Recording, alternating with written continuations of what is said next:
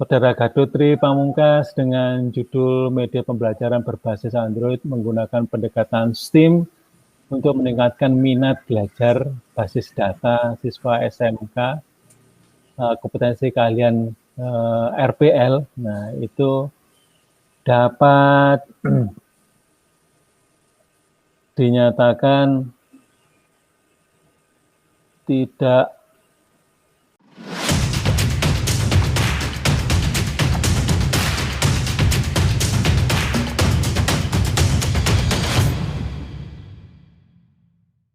kesehatan, sehingga kita dapat menghadiri seminar proposal online pada pagi hari ini walaupun di tengah keadaan pandemi seperti ini nggih. Yang saya hormati Bapak Hakun Elmunsyah selaku dosen pembimbing 1, yang saya hormati Bapak Wahyu Nur Hidayat selaku dosen pembimbing 2, dan para peserta seminar proposal yang berbahagia. Di sini saya Muhammad Fajar Nasrullah selaku moderator akan memandu pemaparan proposal oleh Saudara Gadotri Pamungkas. Adapun susunan acara pada seminar proposal pada pagi hari ini adalah yang pertama adalah pembukaan, yang kedua adalah pemaparan proposal skripsi oleh Saudara Gadotri Pamungkas, yang ketiga itu sesi tanya jawab oleh peserta seminar proposal, yang keempat tanggapan dari dosen pembimbing, yang kelima keputusan dosbing, dan yang keenam adalah penutup. Untuk mengawali acara pada pagi hari ini, mari kita membaca basmalah bersama-sama. Bismillahirrahmanirrahim. Untuk selanjutnya, pemaparan proposal skripsi oleh Saudara Gadotri Pamungkas, waktu dan tempat dipersilahkan.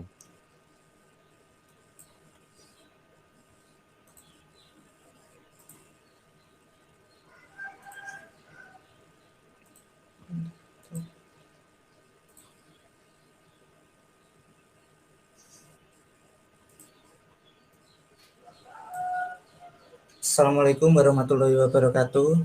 Waalaikumsalam warahmatullahi wabarakatuh. Selamat pagi para hadirin sekalian.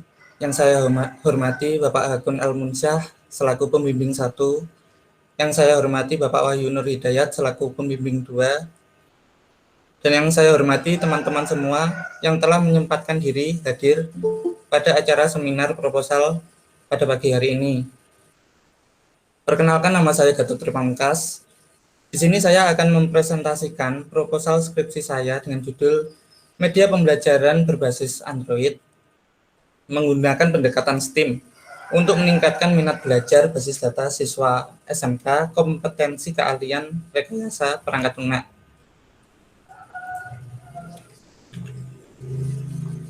Pembahasan pertama ya ini latar belakang. Pengembangan dan penelitian ini dilatar belakangi oleh beberapa poin.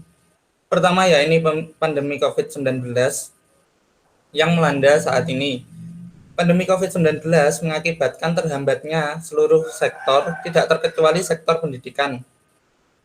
Dikarenakan adanya pandemi virus corona, proses pembelajaran pun jadi berubah.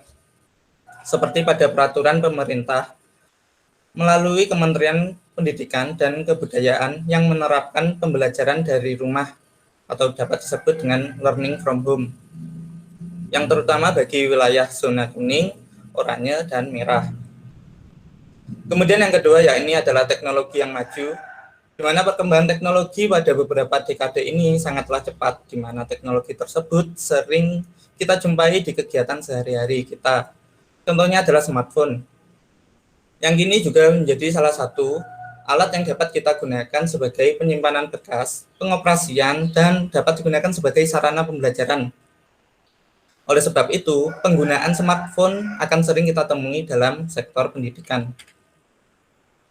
Kemudian menurut survei yang telah dilakukan oleh Bayu pada tahun 2020, Asosiasi Penyelenggara Jasa Internet Indonesia, pada periode 2019 sampai kuartal 2 atau 2020, mencatat bahwasannya jumlah pengguna internet di Indonesia mencapai 196,7 juta jiwa, yang menunjukkan bahwa sebagian besar masyarakat Indonesia telah menggunakan internet.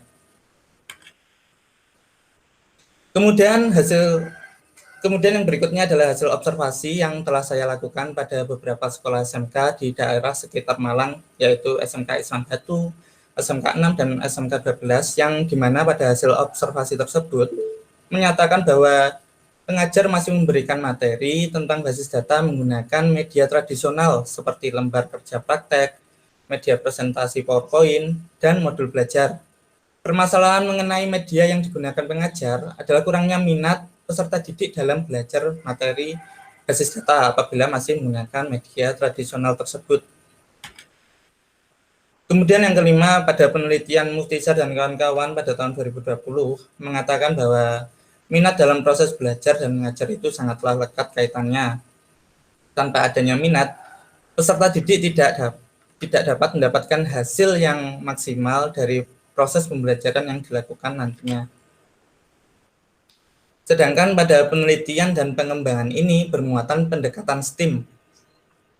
Pendekatan STEAM merupakan perpaduan dari dua bidang pengetahuan atau lebih yang terdiri dari bidang sains, teknologi, ilmu teknik, matematika, dan seni yang diajarkan pada peserta didik nantinya. Model pembelajaran campuran ini bertujuan memberi siswa kesempatan untuk mengalami cara belajar yang berbeda dan pemecahan masalah serta mencari solusi dari masalah tersebut. STEAM juga dirasa cocok untuk diterapkan pada era perkembangan industri 4.0 dikarenakan siswa diajak berpikir secara kritis mengenai permasalahan yang ada di lingkungan sekitarnya.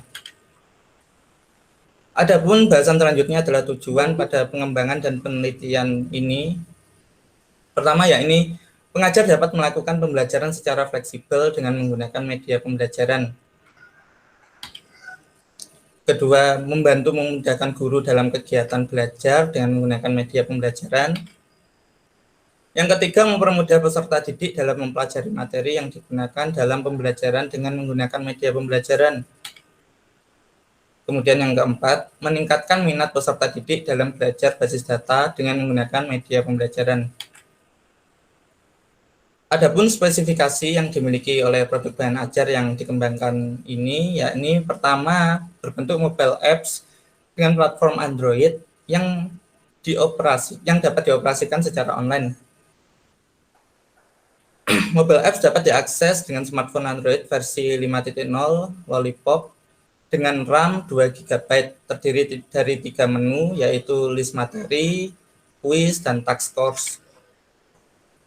Yang kedua, materi yang akan disajikan dalam media ini adalah basis data yang berdasarkan kurikulum 2013 revisi 2017, yaitu KIKD 3.3 dan 4.3, teknik normalisasi basis data, dan 3.4 dan 4.4, kelompok perintah DDL, DML, dan DCL dalam basis data. Kemudian yang ketiga, model yang diterapkan adalah STEAM problem based learning yang diterapkan pada quiz dan task course nantinya. Kemudian yang keempat, quiz yang akan disajikan merupakan pilihan ganda yang bersifat high order thinking skill. Kemudian yang kelima, produk bahan ajar yang dikembangkan memiliki menu task course, di mana menu task course ini adalah sebuah kumpulan soal yang disusun secara bertingkat dan runtut. Adapun pentingnya penelitian dan pengembangan ini, yakni yang pertama, bagi siswa, aplikasi dapat membantu siswa sebagai bahan belajar alternatif dan dapat diakses dimanapun karena media pembelajaran yang digunakan fleksibel menggunakan smartphone. Kemudian bagi guru, aplikasi dapat digunakan sebagai alat bantu bahan ajar guru untuk mempermudah pemberian materi serta praktek yang dibutuhkan oleh siswa nantinya. Kemudian bagi peneliti dapat menjadi menambah ilmu wawasan dan pengetahuan bagi peneliti serta sebagai motivasi peneliti lain yang akan melakukan penelitian sejenis atau yang lebih luas. Kemudian bagi umum dapat dijadikan sarana belajar mengenai basis data dengan menggunakan media pembelajaran yang dikembangkan ini.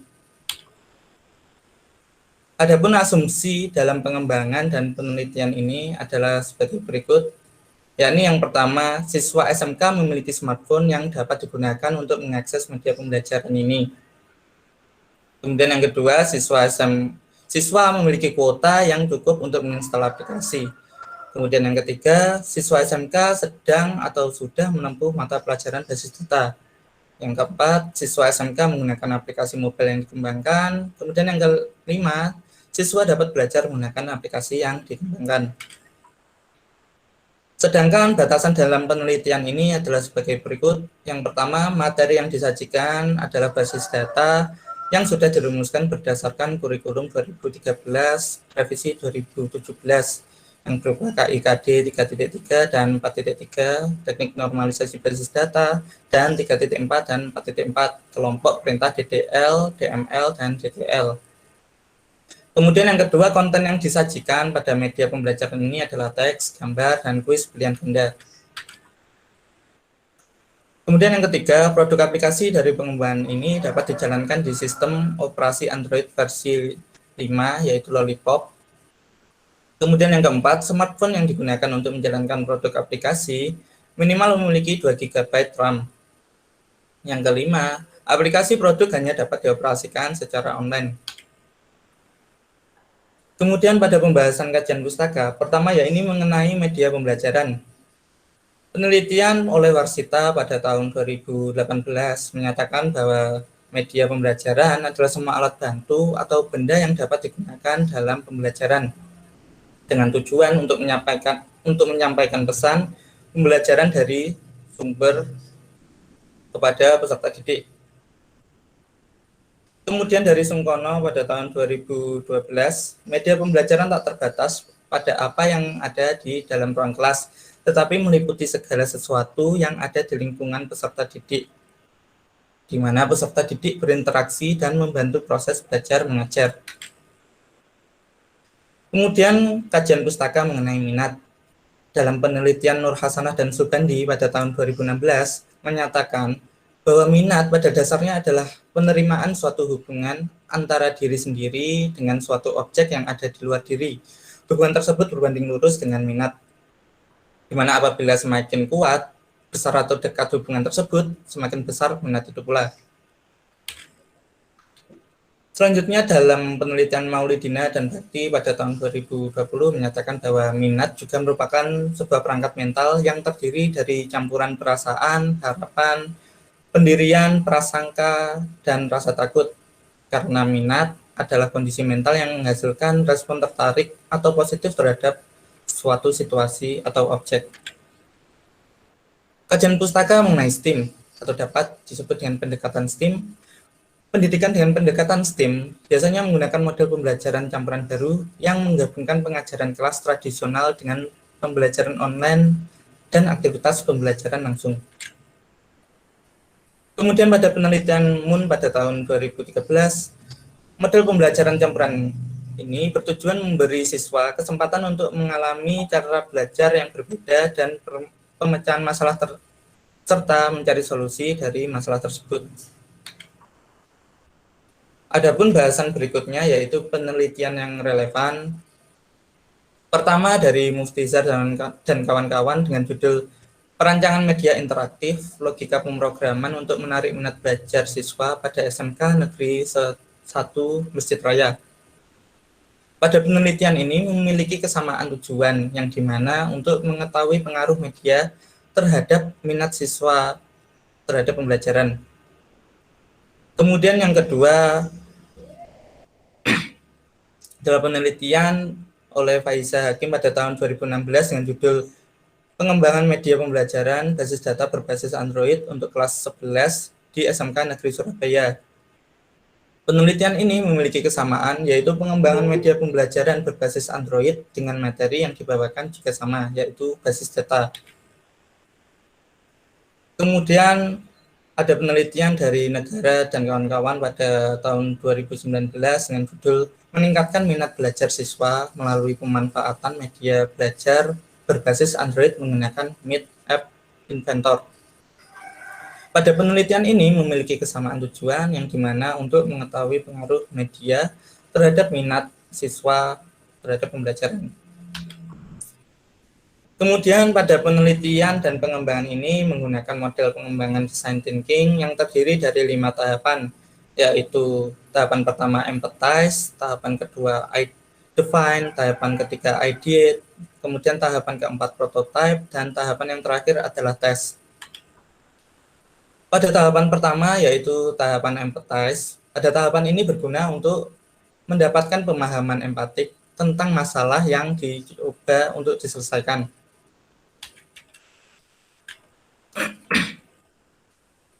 Kemudian tahapan define, yang dimana untuk mengumpulkan informasi yang telah dibuat dan dikumpulkan selama tahapan empathize. Pada tahapan ini berguna untuk menganalisis, pengamatan, dan menentukan inti dari permasalahan. Kemudian pada tahapan ketiga yaitu ideate, yang bertujuan untuk mengembangkan ide atau gagasan yang nantinya akan digunakan sebagai dasar dalam pengembangan atau pembangunan aplikasi nantinya. Kemudian tahapan berikutnya merupakan tahapan prototype. Pada tahapan ini bertujuan untuk menghasilkan produk perwarupa yang memiliki fitur-fitur yang telah dikembangkan dari ide-ide yang dapat menjawab permasalahan yang berfokus pada user. Kemudian tahapan terakhir yaitu tahapan tes, di mana pada tahapan ini akan dilakukannya uji coba produk kepada user. Adapun bahasan berikutnya yaitu uji coba produk, di mana pada uji coba produk terdiri dari beberapa tahapan, yakni uji coba kelayakan media, uji coba kelayakan materi, dan uji coba di lapangan. Adapun bahasan berikutnya adalah instrumen penelitian. Pada penelitian dan pengembangan ini menggunakan Likert skala 4 untuk mengambil data angket, yang terdiri dari sangat setuju, setuju, tidak setuju, dan sangat tidak setuju. Adapun berikutnya pembahasan mengenai instrumen-instrumen yang akan digunakan pada penelitian dan pengembangan ini. Pada penelitian dan pengembangan ini menggunakan rujukan dari Walker dan Hess. Pertama ada instrumen validasi materi dengan aspek kualitas isi dan tujuan, di mana ada beberapa indikator yang mengarah pada kesesuaian materi dan kelengkapan materi yang akan disajikan nantinya. Kemudian aspek kualitas instruksional pembelajaran yang mengarah pada indikator kesempatan belajar dan memberi dampak ke siswa. Kemudian pada bagian instrumen validasi media, yang pertama yaitu aspek kualitas isi dan tujuan yang mengarah pada indikator kemudahan dalam mengoperasikan media dan kejelasan instruksi pengguna. Kemudian pada bagian instrumen validasi media dengan yang kedua yaitu aspek media, yang dimana mengarah pada indikator daya tarik media dan kesesuaian materi dalam media tersebut. Kemudian pada instrumen minat yang mengambil rujukan dari Slameto dengan aspek pertama yaitu senang, dengan indikator mengarah pada senang mempelajari materi yang disampaikan. Kemudian aspek kedua yaitu keterlibatan peserta didik dengan indikator mengarah pada ketertarikan peserta didik mengikuti kegiatan pembelajaran. Kemudian ada aspek ketertarikan dengan indikator mengarah pada peserta didik tertarik terhadap penyampaian pengajar. Kemudian ada aspek perhatian peserta didik dengan indikator mengarah pada peserta didik memperhatikan objek dan pembelajaran tanpa adanya paksaan. Kemudian ada UEQ, di mana pada user experience questionnaire ini terdapat 26 butir, di mana setiap butirnya terdapat 7 skala nilai yang digunakan untuk mengukur pengalaman pengguna aplikasi nantinya. Adapun bahasan selanjutnya adalah analisis data terhadap validasi kelayakan materi, media, dan minat menggunakan persamaan berikut, di mana nilai persentase validitas diperoleh dari skor hasil pengumpulan data dibagi dengan skor ideal yang dikali dengan 100%.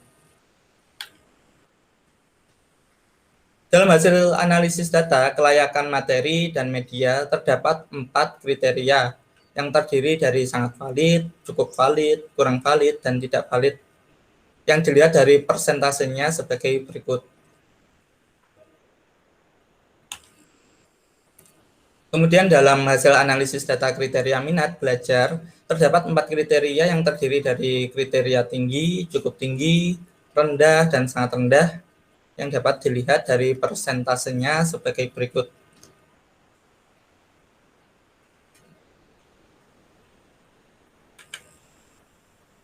Sekian presentasi dari saya. Terima kasih atas perhatiannya. Wassalamualaikum warahmatullahi wabarakatuh.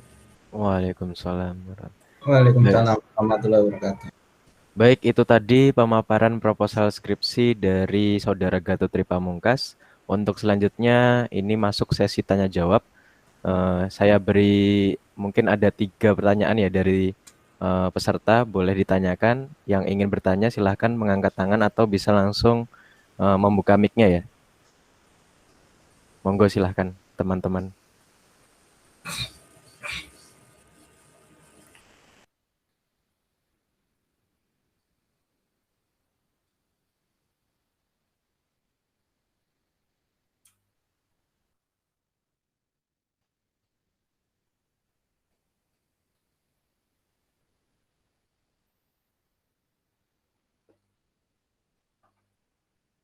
Baik, mungkin ada yang ditanyakan? Mbak Miftahul atau Mas Rozik?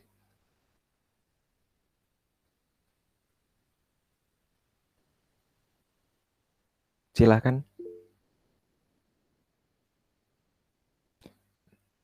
Ini ada pertanyaan dari Hanan ya. Ini dari kolom chat. Izin bertanya, kenapa memilih pendekatan STEAM untuk menumbuhkan minat belajar? Ini mungkin bisa langsung dijawab sama Mas Gatot. Silahkan Mas.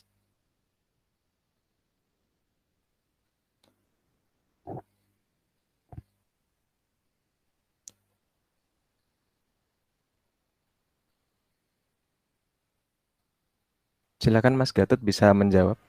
Sebentar.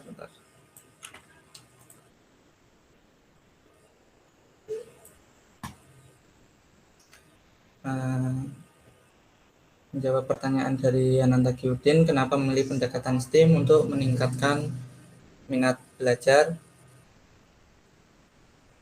Menggunakan pendekatan STEAM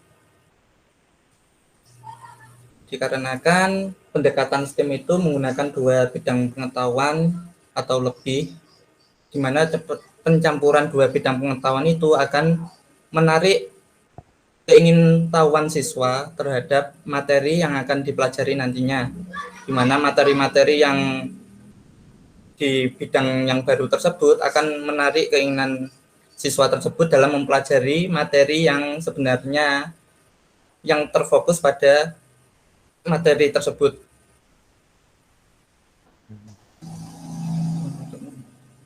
Apakah bisa diterima? Bagaimana Mas Hanan? Apakah jawabannya puas?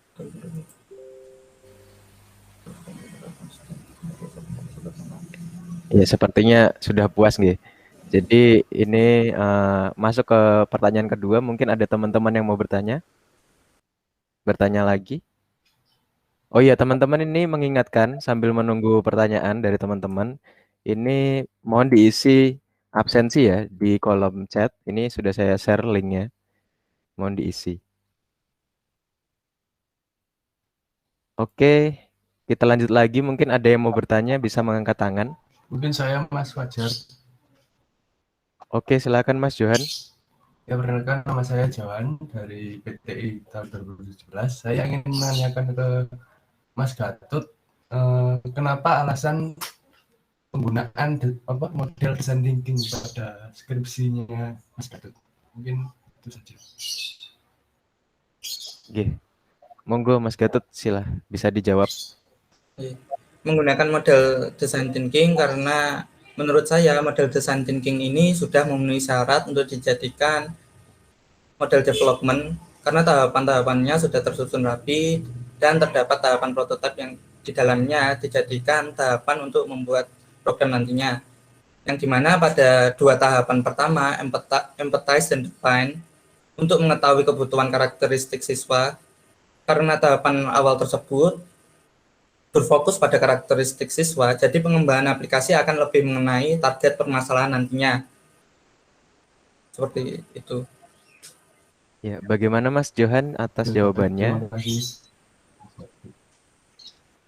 Oke. Nah, ini mungkin satu lagi ya pertanyaan ya. Untuk teman-teman yang ingin bertanya, monggo silahkan.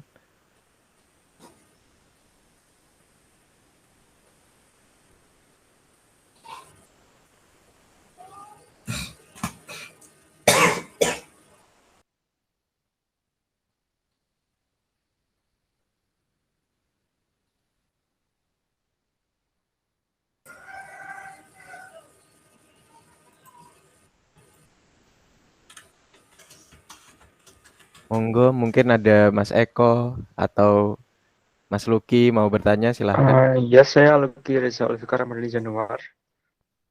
Ingin bertanya mengenai, ini agak sedikit teknis ya mungkin. Jadi, kan tadi di aplikasinya itu harus online seperti itu. Nah, ini saya tanyakan itu peran gurunya itu nanti apakah banyak atau tidak, atau semisal mungkin bisa dijelaskan sedikit oleh Mas Gatot. Nanti kan tadi ada soal dan nilainya juga seperti itu. Nah, seperti itu aja. Jadi seberapa efektifkah gitu loh peran gurunya? Terima kasih. Oh, ya, di sini saya akan menjawab pertanyaan dari Mas Luki. Peranan guru dalam penggunaan media pembelajaran ini nantinya akan membimbing murid dalam mengoperasikannya, di mana aplikasi dijalankan secara online itu digunakan untuk mengakses materi-materi yang ada di dalamnya yang berupa gambar-gambar media atau video yang ada di dalam nantinya. Jadi peranan guru di sini tidaklah tidak terlalu banyak, cuma berperan sebagai pembimbing dalam mengoperasikan aplikasi tersebut sembari memberikan materi yang sesungguhnya. Itu. Oke, baik. Terima kasih atas jawabannya. Ya, sama-sama.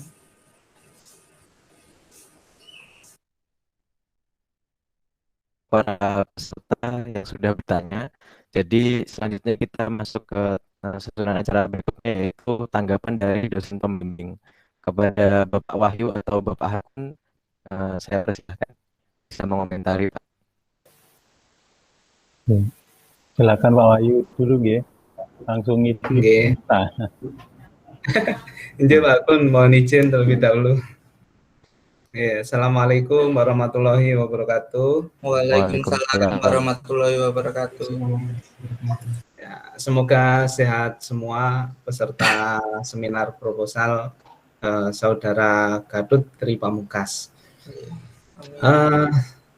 Selamat saya ucapkan kepada Saudara Gatot sampai pada tahap ini. Semoga nanti ke depannya juga bisa segera menyelesaikan skripsi ini dengan lancar. Coba dibuka judulnya, Mas. Home, klik home. Bentar, Pak. Oke.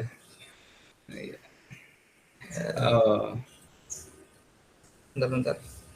Baik, Saudara Gatot ini mengembangkan sebuah media pembelajaran ini berbasis mobile ya, basis mobile di perangkat Android, kemudian dengan menggunakan Steam.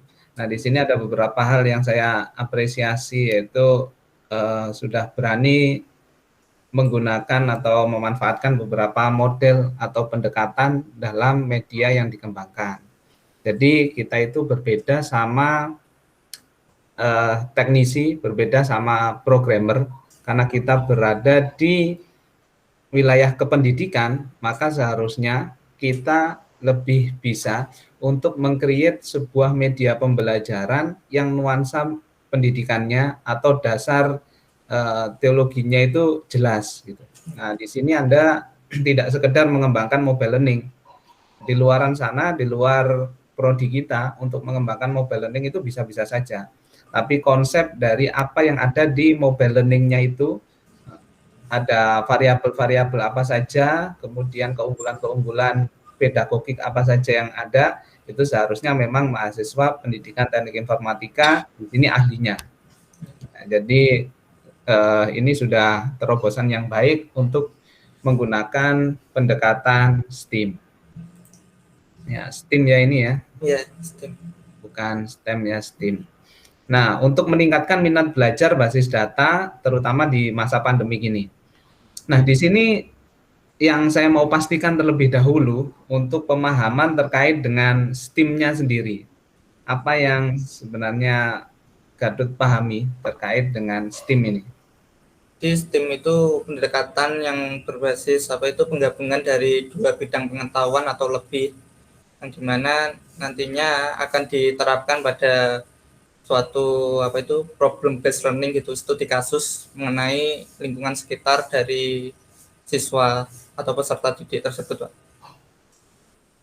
Jadi memang STEAM ini yang Anda maksudkan itu untuk mendukung kurikulum UM ya sebenarnya ya. Ada UM sebenarnya memiliki kurikulum namanya life based learning, kurikulum berbasis kehidupan. Jadi Anda mentautkan bahwa materi yang diajarkan di sini itu tidak jauh-jauh dari kehidupan sehari-hari seperti itu ya. Yeah. Oke. Jadi contohnya seperti apa itu? Kan yang di sini dibahas basis data, contohnya seperti apa? Kalau di contohnya itu sebenarnya tidak terlalu banyak, Pak, untuk kasus basis data. Kalau mudahnya itu ya seperti penataan di lemari atau buku gitu kan, penataannya kan ada judul, terus ada halaman, ada subbab, bab gitu, bisa dijadikan materi basis data di tabel-tabel gitu, Pak. Oh, jadi ambil konsepnya itu kemudian diterapkan dalam sintaksisnya ya? Ya, sintaksisnya pada atributnya ya? Ya. Oke. Kemudian dari STEAM ini nanti, apakah nanti juga ada pembagian-pembagian komponen gitu? S-nya menunjukkan apa, T-nya? Bisa diulangi lagi, Pak? Ya, apakah dalam STEAM ini nanti itu memang terdiri dari beberapa komponen gitu? Jadi harus ada S-nya itu menunjukkan apa, atau ini STEAM ini hanya nama saja atau ada kepanjangannya? Oh, STEAM kan terdiri kependekan dari Science, Teknologi, Engineering, Art, dan Matematik. Ya, tergantung penggabungan dari dua bidang pengetahuan, Pak. Bisa jadi teknologi dengan science, bisa engineering dengan science. Yang terpenting itu adalah basis data tersebut bisa masuk dalam penggabungan bidang pengetahuan tersebut, Pak. Oh, begitu ya. Nanti berarti di bab 3 Anda itu juga harus menjelaskan. Di sini belum ada. Di bab 3 tadi kan menggunakan ada design thinking ya. Ada empathize, kemudian ada define. Nah, pada saat define, pendefinisian masalah, kemudian baru develop, itu pada tahap-tahap desain, itu memang harus benar-benar desainnya ini dibuat. Dalam artian gini, tidak sekedar kita menjelaskan aplikasi ini bentuknya seperti apa, tampilan aplikasi itu seperti apa, karena itu seharusnya memang sudah mandatori, sudah dasar lah kalau hal-hal seperti itu. Yang perlu Anda jelaskan lebih detail adalah posisi STEAM-nya ini ada di mana. Ini ada gambar materi nih. Nah, nanti digambarkan. Terserah Anda ilustrasikan seperti apa. Posisi materi basis data, kemudian mungkin ada potongan kecil, KIKD apa, kemudian baru S-nya nanti apa, T-nya apa. Kalau misalkan itu lengkap semua, ada engineering, ada art and mathematics, ini bagian mana. Nah, itu nanti harus digambarkan sebagai sebuah solusi atau desain dari tahap pengembangan Anda. Oke, itu ya. Itu nanti harus ditampilkan di bab 3. Nah, kemudian mungkin saya balik dulu ke awal-awal ini. Menurut Anda seharusnya apa nih yang harus dituliskan pada sebuah ringkasan di sebuah proposal? apa itu latar belakang, terus tujuan, kemudian hasil yang akan diuji cobakan nantinya, Pak. Hasil yang akan diuji cobakan itu gimana Mas? Hasil yang akan Hasil akhir uji apa itu hasil akhir produk nantinya. hasil akhir produk. Ini Iya. kan belum penelitian ya. Ini masih proposal. Iya. Belum ada hasilnya berarti ya. Berarti iya, latar belakang, kemudian tujuan dari penelitian, kemudian tahapan-tahapan yang akan digunakan pada penelitian tersebut. Ya, atau namanya apa itu di bab 3? Prosedur pengembangan. Judul di bab 3 kamu apa? Judul di bab 3? Metode penelitian. Iya, metode penelitian ya. Oke, jadi di ringkasan ini masih terlalu panjang ya. Jadi memang disingkat aja. Jadi misalkan kalau apa patokan kita adalah paragraf, misalkan latar belakang satu paragraf, kemudian tujuan mungkin bisa satu paragraf, kemudian dilanjutkan dengan metode penelitian nanti satu paragraf. Nah, kalau ini masih terlalu panjang, kemudian ini masih belum mendeskripsikan semua yang ada di riset ini, termasuk juga instrumennya. Kemudian tadi bilang ada apa datanya menggunakan interval dengan skala dengan intervalnya 4. Nah, itu perlu dijelaskan di metode penelitian ini detail gitu. Nah, ini kalau yang awal ini saya lihat masih kopas di latar belakang.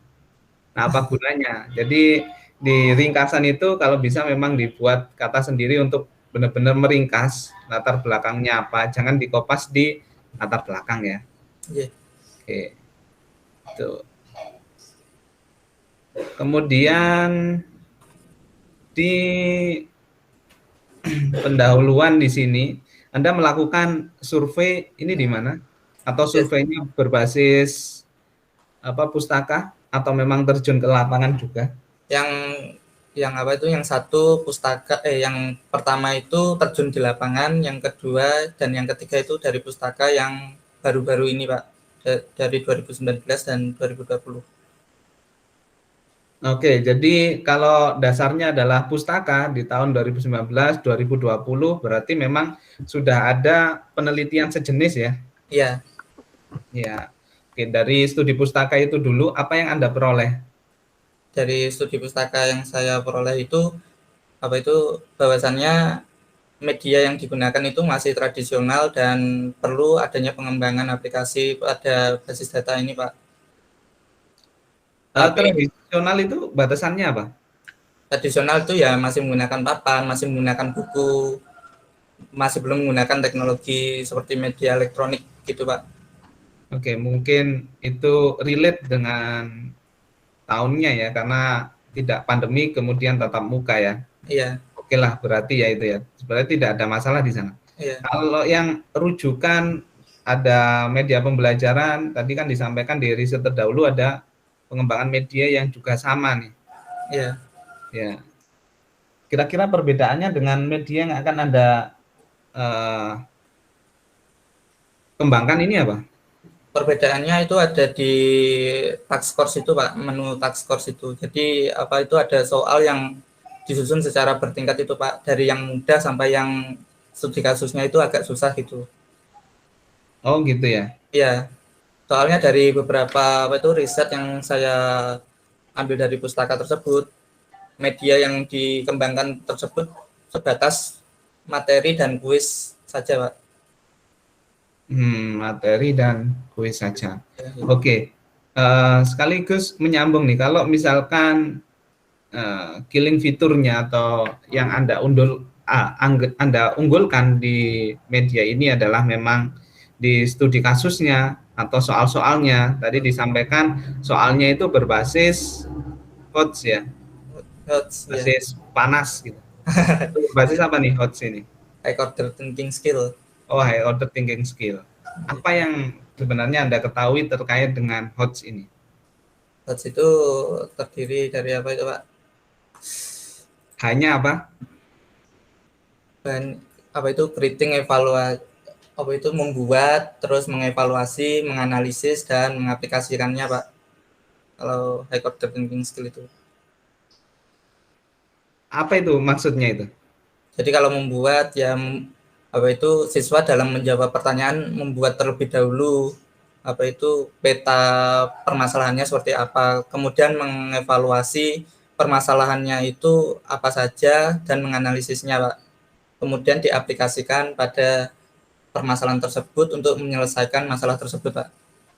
Oke, itu yang Anda sebutkan tadi itu merupakan tingkatan apa? Tingkatan dari high order thinking skill.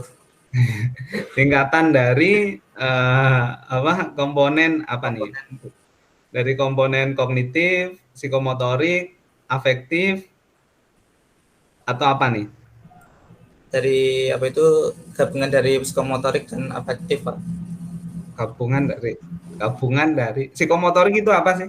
Psikomotorik itu adalah Psikomotorik adalah apa itu yang berhubungan dengan tubuh, gerakan. Berhubungan dengan tubuh, gerakan. Oke. Keterampilan lah ya. Keterampilan. Kalau afektif? Afektif yang berhubungan dengan apa itu namanya kerja apa itu etos kerja siswa dalam menjawab soal tersebut, Pak. Contohnya afektif apa sih penilaian? Afektif penilaiannya Nggak usah cari-cari. Ingat teman dah. Apa ya?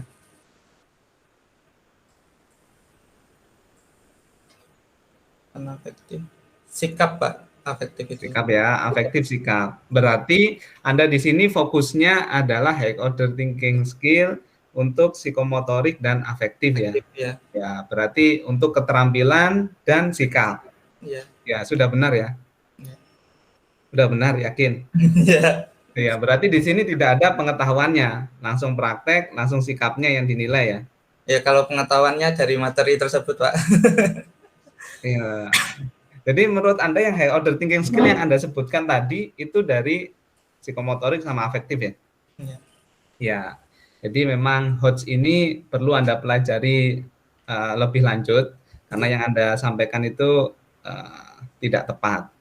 Ya, jadi silakan dipelajari lebih lanjut. Nanti HOTS itu apa yang Anda maksud ini, kemudian berdasarkan taksonomi yang Anda rujuk, terserah nih, taksonomi itu kan banyak. Ya. Yang biasa kita rujuk adalah taksonomi Bloom misalkan. Anda merujuk taksonomi Bloom.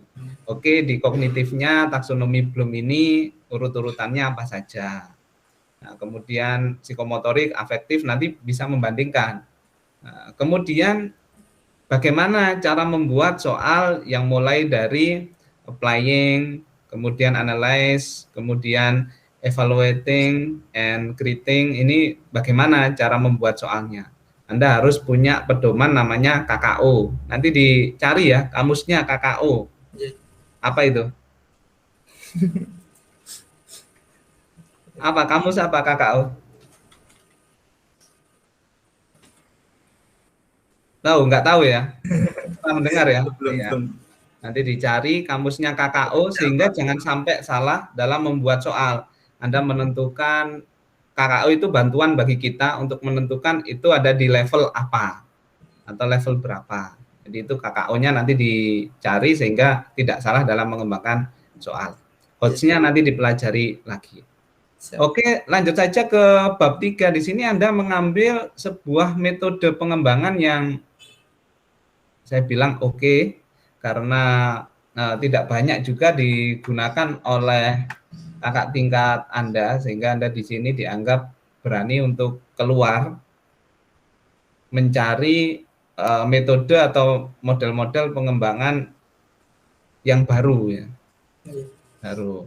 Cuma di sini silahkan nanti ini untuk gambar misalkan itu memang benar-benar dilakukan penggambaran sendiri ya.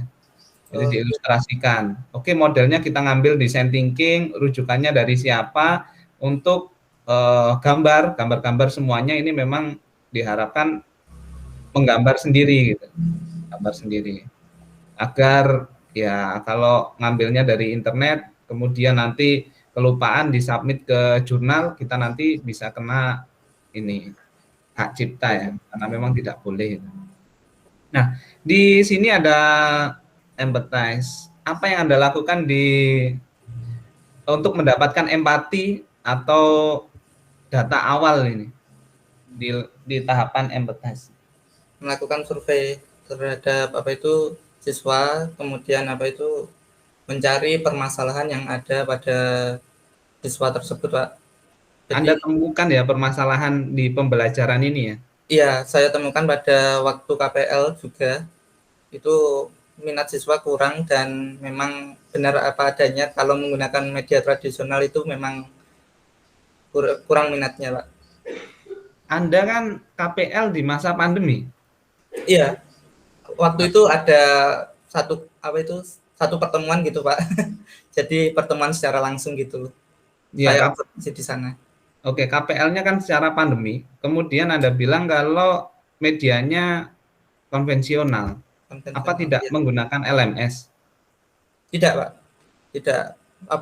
Sekolah yang saya menjadi KPL, tempat KPL saya itu masih belum ada LMS-nya. Jadi tidak ada pembelajaran online atau gimana nih? Pembelajaran online-nya itu menggunakan Google Meet, Pak. Google Meet atau Google Classroom gitu aja. Oke, ya itu kan pembelajaran online, LMS kan ya. Iya. Jadi hati-hati menyebutkan kata-kata konvensional itu, karena jangan sampai untuk mendukung ide riset kita mendiskreditkan atau mengurangi kualitas yang ada di lapangan dengan menyebutkan semuanya konvensional. Tidak. Nah, jadi dijelaskan saja bahwa pembelajaran di sana dilaksanakan dengan LMS, Google Classroom, dan Google Meet gitu. Jadi jangan disebut konvensional, apalagi riset Anda ini dilakukan di masa pandemik. Sekolah mana sih yang tidak melaksanakan pembelajaran online? Nah, itu akan jadi pertanyaan besar nanti. Akan jadi pertanyaan besar, justru kerangka berpikir dari awal saja kalau sudah dianggap wah tidak sesuai nih, tidak mungkin lah masa pandemik tetap konvensional. Nah, itu akan menjatuhkan dari risetnya ini justru. Jadi dari awal saja nanti dianggap salah untuk mengambil sebuah capturing data. Salah. Nah, oke, di sini kalau misalkan ada define, di sisi define ini di halaman 31 Anda menyebutkan bahwa media mobile, kemudian medianya online, mendorong peserta didik untuk dapat menyelesaikan persoalan kritis. Nah, manfaat dari STEM-nya ini masih belum diuraikan di empathize-nya. Kenapa STEM itu harus digunakan? Jadi nanti di sisi empathize ini memang STEM-nya itu harus diuraikan. Kenapa ada, sehingga pada define, tahap define, ini Anda di sini sudah muncul kata-kata STEM. Oh. Ya, jadi di define nanti harus muncul kata-kata STEM-nya di sini. Ini kan belum ada nih, ya. Hanya media pembelajaran berbasis mobile interaktif. Nah, di judul tadi ada STEM. Di mana STEM-nya? Ini harus muncul. Kemudian di ideate ini baru nanti juga dijelaskan. Karena Anda mengambil pendekatan STEM, jadi nanti dijelaskan satu sub di sini ada mobile media pembelajaran mobile dengan pendekatan STEM. Nah, itu dijelaskan baru nanti. Materinya apa, kemudian nanti STEM-nya ada di mana. Entah itu dibuat grafik atau dibuat tabel, silahkan. Nanti selain ini ya yang mandatory seperti storyboard, ini kan mandatory. Di luar pendidikan teknik informatika juga tetap bisa ini, tetap bisa dikembangkan, flowchart juga bisa dikembangkan. Yang orang luar itu berbeda dengan kita di pendidikan ini adalah ininya, konsep STEM-nya, konsep model pembelajarannya itu diimplementasikan di sini. Nah, seperti itu ya. Nanti Nah, tesnya ini menggunakan pendekatan apa? Tesnya langsung diuji cobakan gitu Pak. Oke, jadi ini ada validasi media, validasi materi ya, ARSAT, kemudian minat belajar, oke, kemudian UIQ.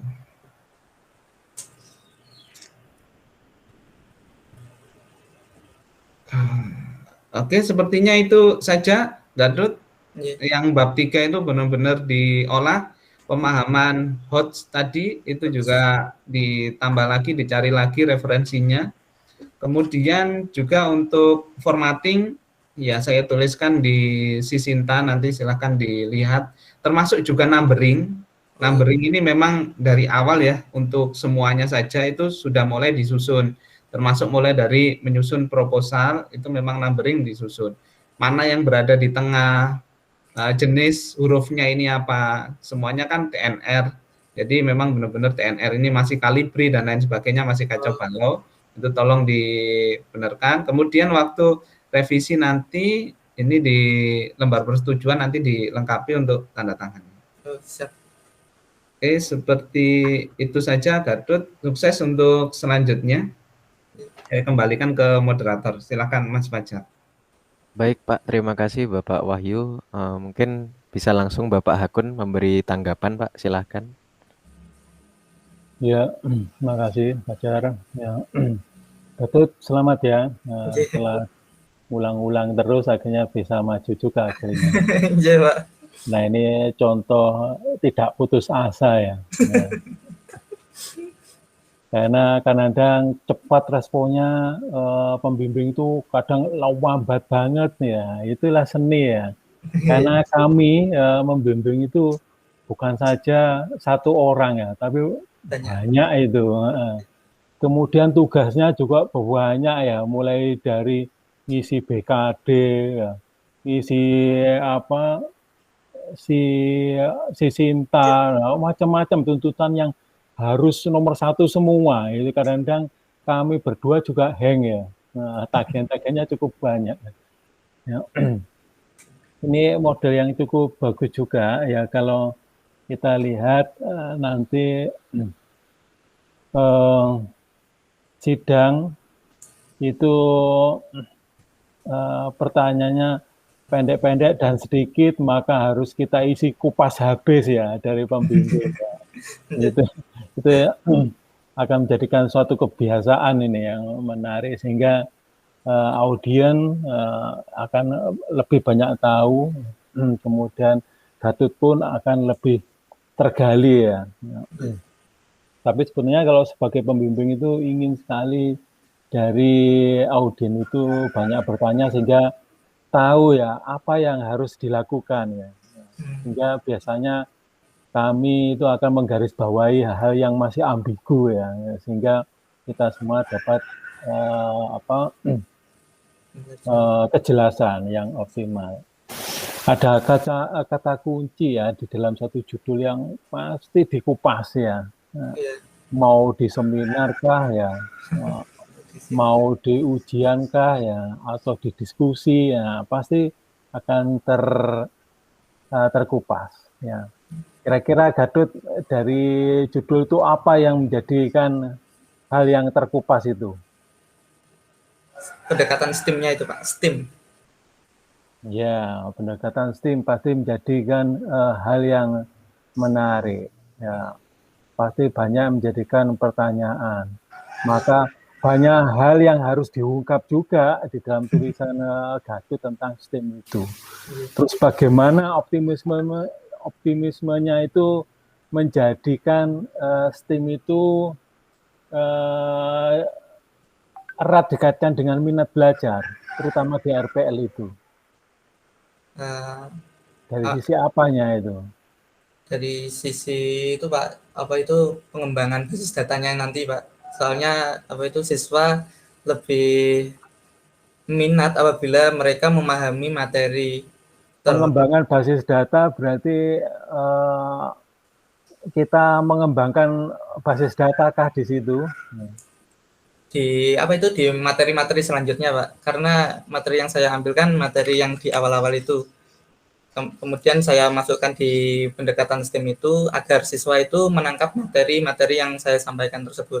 Jadi Ya, berarti di sini adalah pengungkapan ya, bagaimana STEM itu bisa mengajak para siswa itu dalam proses pembelajarannya sehingga minatnya tumbuh ya. iya. Ini beda, yang diungkap oleh Gatot tadi adalah engineering ya. Oh, engineering. Engineering pendekatannya pasti beda. Banyak metode yang dilakukan ya, Iya. yang dilakukan di dalam STEM, di dalam proses pengembangan pembelajaran kita ya. Kalau di engineering pasti modelnya bukan ED ya, jarang sekali menggunakan ED atau menggunakan book and goal itu jarang sekali. Mereka pasti pendekatannya adalah seperti waterfall kah atau prototype kah ya. Ada apa SED-nya atau structure analysis design ya. Ciri-ciri khasnya seperti itu. Ada RAD, ada IE, information engineering ya. Itu pendekatan-pendekatan yang engineering banget ya. Ya itu ya bedanya. Sehingga kalau diilustrasikan engineering sama di education-nya itu di mana Gadut? Titik temunya kira-kira perbedaannya nyatanya di mana ini? Engineering Dengan education. Jika Kita ranah vokasi ya, kita ranah vokasi. kalau engineeringnya itu di ranah itunya Pak, di ranah soal mengenai basis datanya nanti. Kemudian kalau di ranah apa yang selanjutnya itu di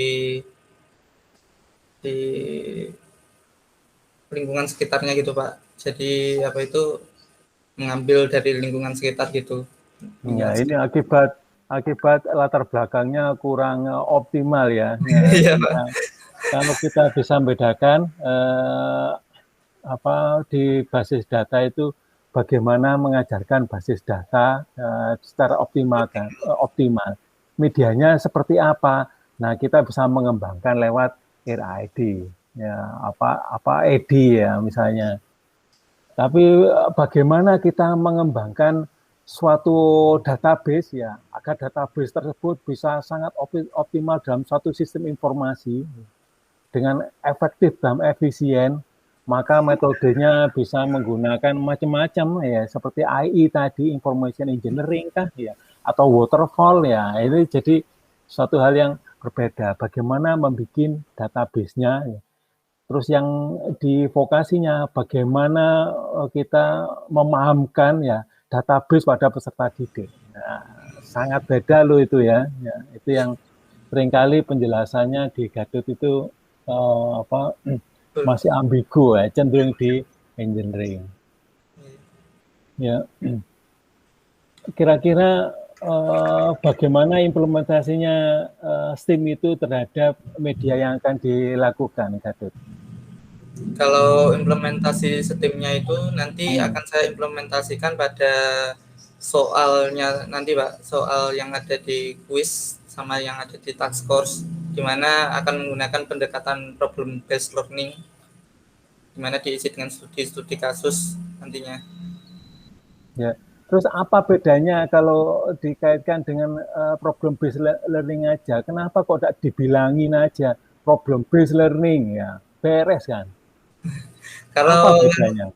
Kalau langsung problem based learning itu tidak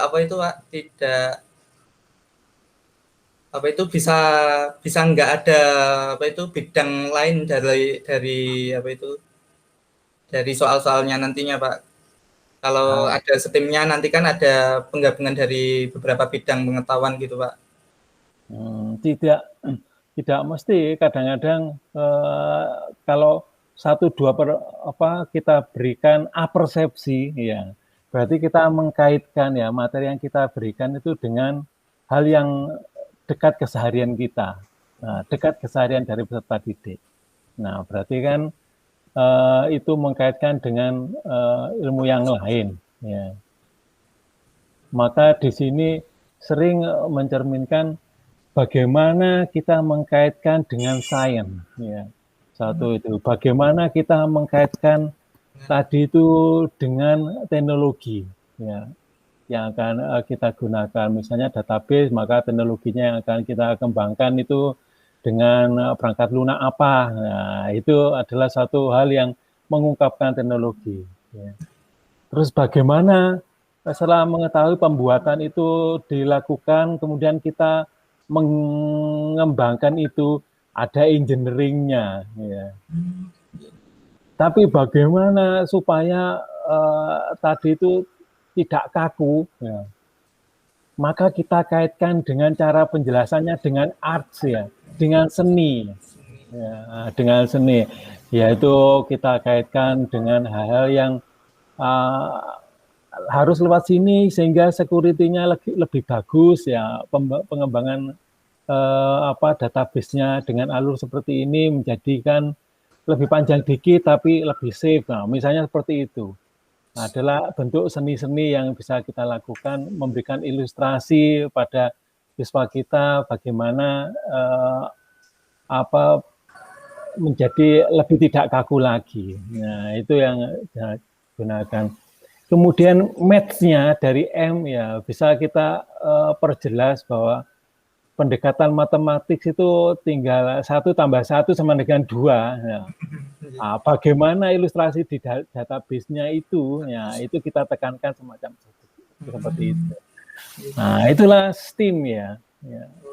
Langkah bagaimana kita melakukan pendekatan STEAM, ya, tetapi boleh model pembelajaran yang digunakan biasanya bisa menggunakan project based learning, ya, bisa menggunakan problem based learning, ya, karena itu adalah suatu pendekatan kelompok pembelajaran kooperatif learning, ya, itu yang betul dipahamkan. Makanya STEAM di situ penjelasannya singkat-singkat, ya, jadi tidak bermakna, ya, ya, itu ya Gatot yang nanti dikembangkan lagi. Tadi juga ada pertanyaan dari Lucky yang menarik loh, itu yang bagaimana produk ini nanti digunakan oleh guru, ya. Ini sebagai bahan pokok atau suplemen menurut Gatot? Kalau menurut saya itu suplemen, Pak, karena itu media aplikasi media pembelajaran kan bisa menjadi alat bantu guru gitu, Pak. Jadi tidak harus pokok gitu. Ya, ini akan menjadi sehingga ini adalah bagian dari bahan ajar, ya, sehingga guru bisa menggunakan ini, kemudian guru sebagai fasilitator, ya.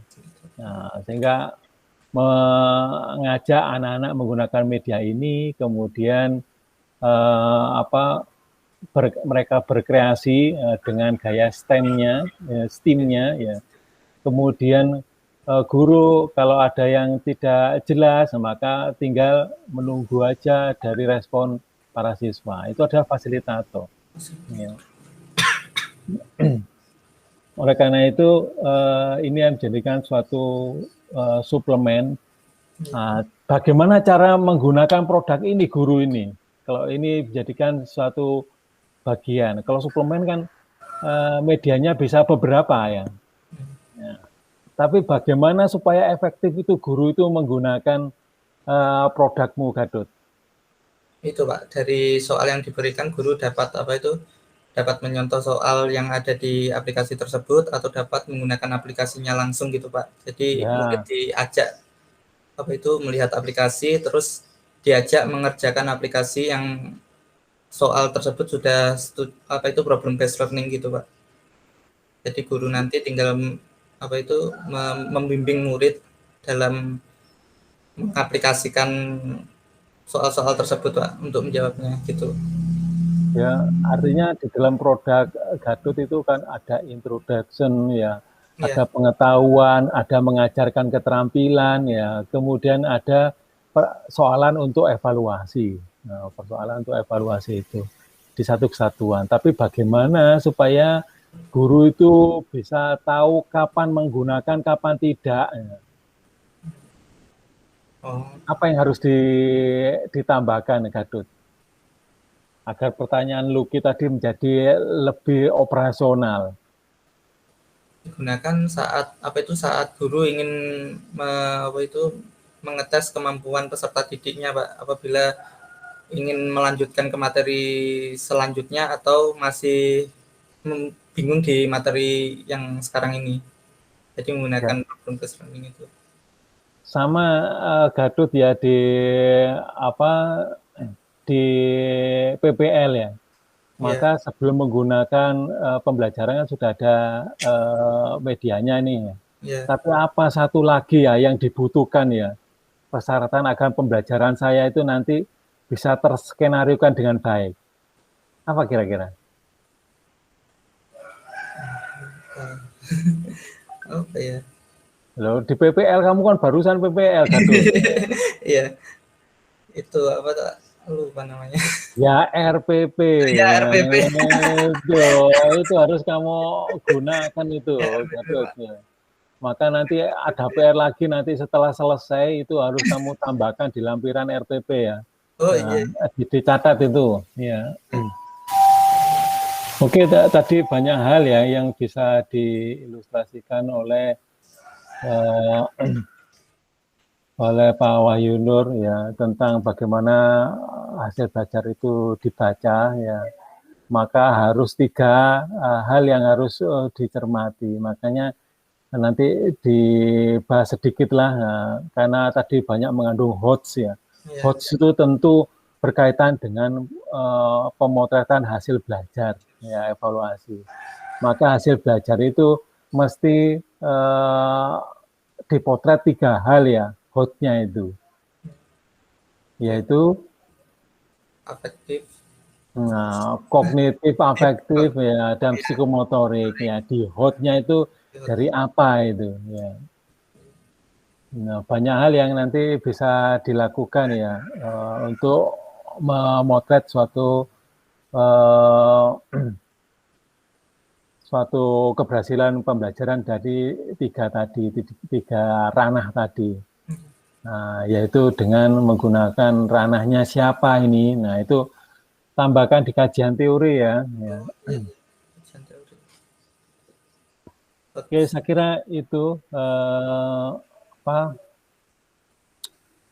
ilustrasi yang bisa dilakukan sehingga bisa mencerminkan Gadot ada beberapa hal yang harus ditambahkan ya dari latar belakang di bab 2 dan bab 3 ya. Saya kira itu yang saya tambahkan. Saya kembalikan pada saudara moderator ya, silakan. Baik, saya ucapkan terima kasih kepada Bapak Hakun dan Bapak Wahyu selaku dosen pembimbing yang sudah memberikan tanggapan. Untuk selanjutnya acara yaitu keputusan seminar proposal skripsi yang dilakukan oleh Saudara Gatot Tri Pamungkas oleh dosen pembimbing. Waktu dan tempat dipersilahkan, Pak. Ya, baik. Ini karena karakteristik di Sisinta itu selalu di pembimbing 1 itu harus memberikan komentar dan nilai itu terakhir ya, sehingga kalau saya memberikan komentar sama nilai duluan ya itu biasanya kemudian ke riset ya. Ke riset itu artinya yang saya beri nilai sama komentar tadi yang lumayan panjang hilang. Apa yang tadi yang saya komentari? Itu ciri khas dari Sisinta kita ya. Ya, sehingga ini saya perlu refresh ya. Setelah saya refresh ternyata saya bisa tahu ya isi hati dari pembimbing 2. Dari hasil di sini dapat disimpulkan bahwa Saudara Gatot Tri Pamungkas dengan judul Media Pembelajaran Berbasis Android menggunakan pendekatan STEAM untuk meningkatkan minat belajar basis data siswa SMK, kompetensi keahlian RPL. Nah, itu dapat dinyatakan tidak perlu seminar ulang dan harus ada revisi yang harus dilakukan. Itu adalah pilihan ya. Dari itu, selamat Saudara Gadot, pada semua yang hadir yang dalam proses, semoga tetap semangat ya, dan memaklumi ya, sehingga mengingatkan dosen itu adalah kewajiban kalian ya, jangan mutungan ya. Karena background kami berdua itu seperti itu. Di akhir-akhir semester atau di semester antara gini, tambah tagihannya seru banget ya. Seru banget ya. Saya kira demikian, saya kembalikan pada Saudara Fajar. Sekali lagi, selamat Saudara Gadot Tri Pamungkas. Ya. Baik, terima kasih kepada Bapak Hakun dan Bapak Wahyu yang sudah memberikan pernyataan bahwa selamat kepada Saudara Gadot Tri Pamungkas yang telah dinyatakan lulus seminar dengan revisi. Alhamdulillah kita sudah sampai di penghujung acara. Saya ucapkan terima kasih kepada dosen pembimbing dan peserta seminar proposal skripsi untuk mengakhiri acara kita pada pagi hari ini. Mari kita mengucapkan hamdalah bersama-sama. Alhamdulillah.